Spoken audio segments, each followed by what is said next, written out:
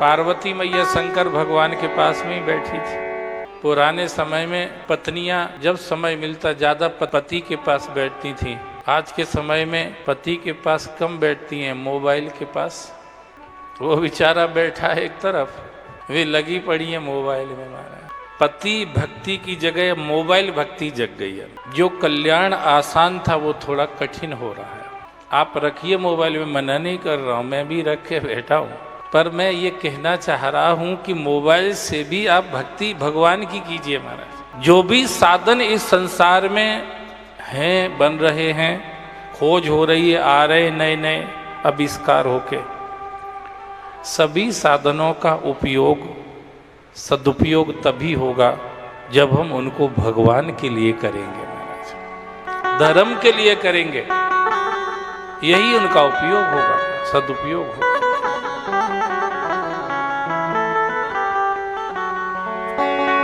पार्वती मैया बैठी भगवान शिव के बगल में।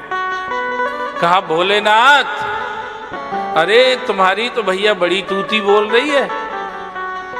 शंकर भगवान ने कहा, क्यों आज मजाक की मूड में हो गया?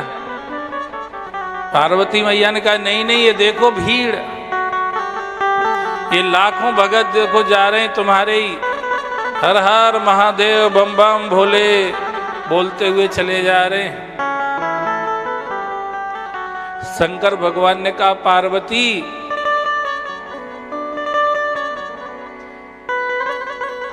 भगत तो इनमें एक आधा ही मिलेगा, ये भीड़ है, भीड़ जो समय समय पर दिखाई देती है कभी कभी। महाराज भगत तो कोई एक आध ही मिलेगा।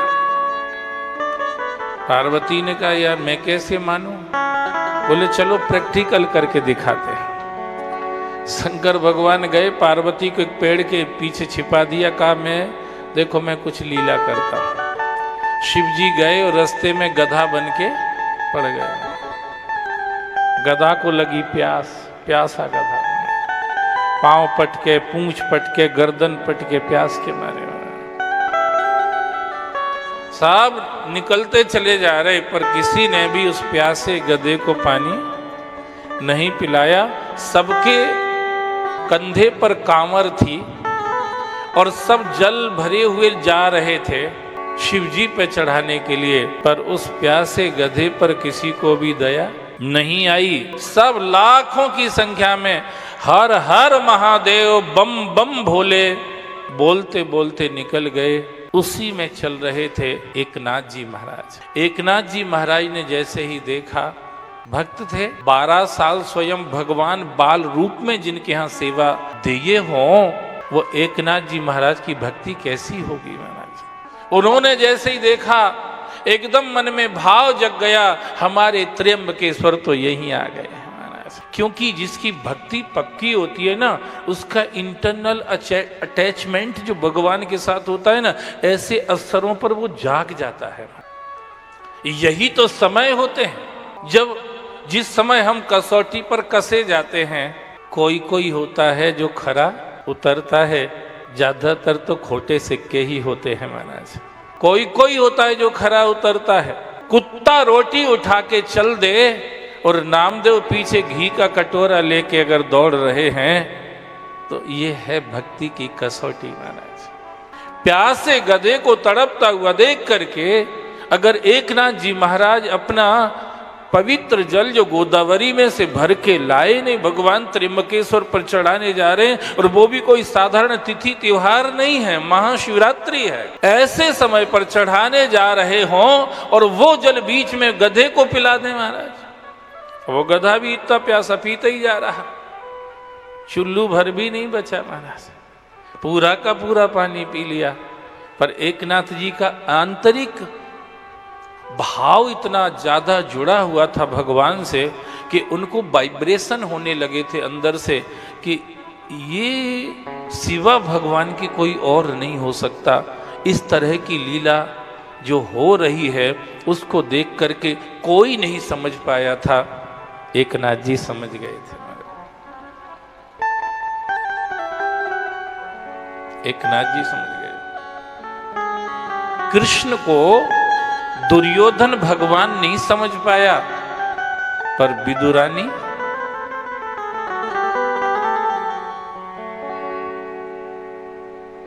दुर्योधन नहीं समझ पाया कि कृष्ण भगवान है। यही उसका दुर्भाग्य रहा। इसीलिए भगवान ने स्पष्ट ऑफर दे दिया था, एक तरफ मैं नारायण रहूंगा, एक तरफ मेरी नारायणी सेना रहेगी। दुर्योधन ऑप्शन तुम्हारे हाथ में है, जो चाहो सो मांग लो। दुर्योधन मन में सोचता है, इस गपोड़े आदमी को लेके क्या करूंगा, इससे तो सेना ले लूं तो कम से कम लड़ाई तो लड़ेगी, ये सोचता है।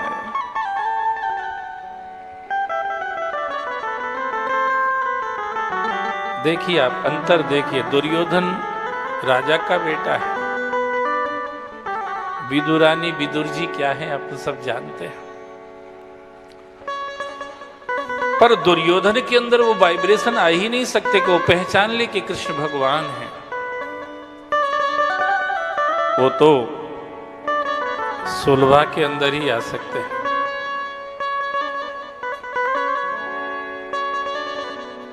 वो जब से कृष्ण शांति वार्ता का प्रपोजल लेके आए हैं, उसी समय से सुलभा इंतजार कर रही है कि क्या कृष्ण मेरे कुटिया में आएंगे महाराज।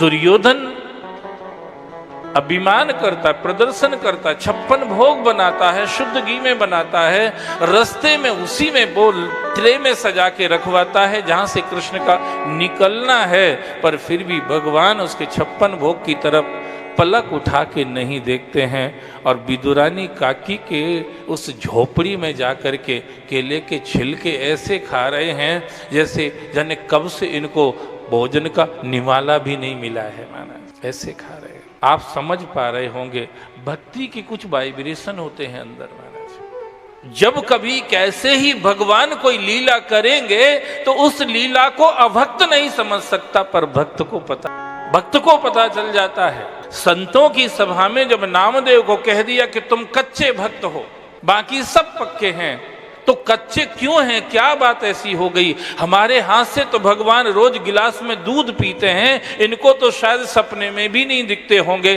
फिर भी इनको पक्का कह दिया और मुझे कच्चा कह दिया, ऐसा है क्या? और जब भगवान के पास जाके नामदेव ने गुस्सा प्रकट किया तो भगवान ने मुस्कुरा के कहा कि नामदेव, मैं दूध पीता जरूर हूं तुम्हारे हाथ से, पर अभी तुम पके नहीं हो। तो बोले पकूंगा कैसे?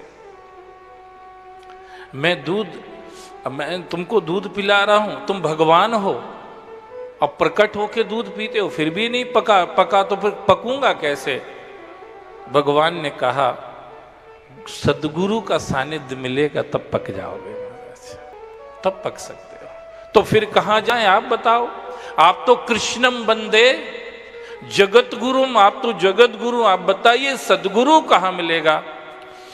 तो कहा मंगलवेड़ा गांव में चले जाओ, वहां पर विशोवा खेचर नाम के महात्मा रहते हैं, वो गुरु हैं। अभी मैं पंढरपुर गया था और जगह पक्की करने, तो मेरी गाड़ी से गया था, मैं वापस आ रहा था तो एक जगह लिखा मिला मंगलवेड़ा गांव का रास्ता, ऐसा एरो बना हुआ था, मंगलवेड़ा गांव, महाराष्ट्र में मंगलवेड़ा गांव, एकदम स्मरण में आया महाराज।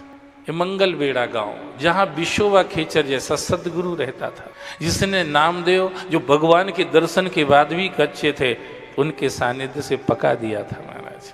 मंगलवेड़ा भगवान के भेजे हुए नामदेव जी गए तो जाकर के देखा शिव मंदिर में विशोवा खेचर शंकर भगवान की पिंडी के ऊपर पांव धर के लेटे हुए हैं। नामदेव ने सोचा भगवान ने बड़ी मजाक करी हमारे साथ, इतनी दूर तो चल के आया नहीं, पागल के पास भेज दिया है। जिसको यही पता नहीं कि भगवान के सामने सिर रखा जाता कि पांव रखे जाते हैं। एकदम गुस्से में लौट पड़े। विशोवा खेचर ने आवाज लगाई, नामदेव पकने के लिए आए थे कि कच्चे ही लौटने के लिए आए थे? आहा, इनको कैसे पता है कि मैं नामदेव हूं? इनको कैसे पता है कि मैं किस उद्देश्य से आया हूं? इसका मतलब मामला कुछ है। लौट के वापस गए, महाराज तुम मुझे पागल दिखते हो, मैंने आज तक दुनिया में ये नहीं देखा कि कोई भगवान के ऊपर पांव रख के बैठा हो, सभी सिर रखते हैं भगवान के, वहां ये मैंने देखा है।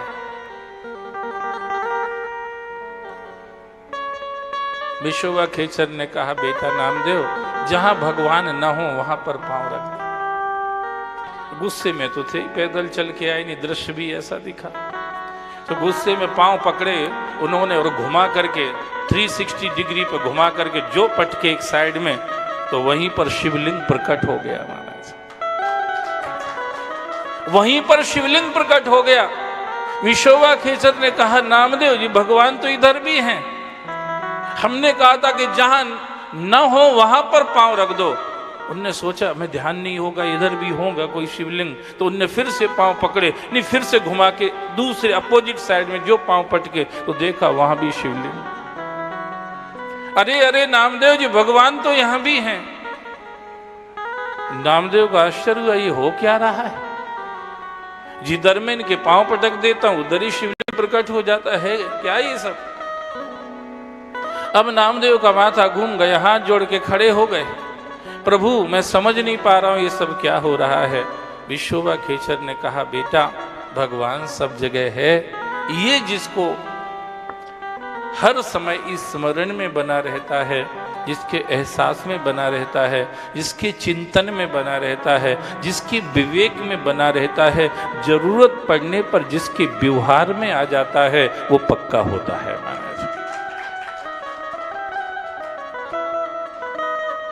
आज नामदेव धन्य हो गए। चरणों में गिर करके दंडवत प्रणाम किया और वहां से चल दिए। रास्ते में रुक गए, एक पेड़ के नीचे कुछ रोटियां बनाई, और भगवान को तो भोग लगाने का नियम था ही, तो घी की कटोरी लेने के लिए, जो डब्बी लेने के लिए झोले में के पास गए, लौट के आए तो पूरी रोटी कुत्ते ने मुंह में दबा ली थी और चलने लगा महाराज। नामदेव जी वो घी की कटोरी लेके पीछे पीछे दौड़ते जा रहे थे, पीछे कुत्ता भागता जा रहा, और एक जगह जाकर के कुत्ता तो गायब, भगवान प्रकट हो गए महाराज, परमात्मा प्रकट हो गए और कहा, नामदेव मैं तुम्हारे हाथ से दूध पीता था, मैं तब तक तो तुम पके नहीं थे, पर आज तुम, ये जो हमारा मैं है ना, ये शरीर बोधक हो जाता है, अभिमान से कनेक्ट होता है, पर भगवान का जो मैं है वो व्यापक है महाराज। भगवान का मैं कैसा है? वो व्यापक है। वो एक भगवान का मैं कोई एक शरीर में नहीं है, वो सब जगह है।